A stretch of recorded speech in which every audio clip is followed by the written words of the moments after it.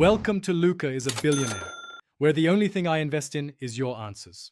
You start immediately by equipping a flashlight and freeing inventory space. This saves time later. Once done, open the taxi boss mission and set a waypoint to the zone where pipes spawn. You then enter the vehicle, scan under seats and in the trunk, and look behind removable panels, because spawn logic favors concealed spots. Make sure to move slowly and use crouch to change camera height. This reveals gaps and shadows where a metal pipe can hide. You proceed with a methodical sweep.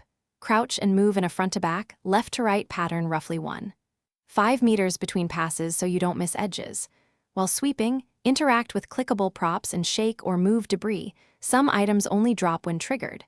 Once done, inspect cargo crates and passenger areas because spawn rules may attach pipes to containers. If you still can't find it, zone out and reload the area. Repeated spawn timers. Often you complete the run by grabbing the metal pipe with the interaction key and confirming the inventory shows the item and weight is acceptable. Once done, reposition the taxi or nudged object if the pipe is jammed. Physics clipping often traps small items. A quick push can free it. If you still can't retrieve the pipe, reload the last save or restart the mission.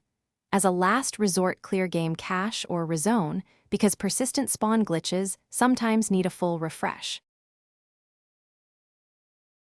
Thanks for watching and please subscribe. It's the best investment you'll ever make.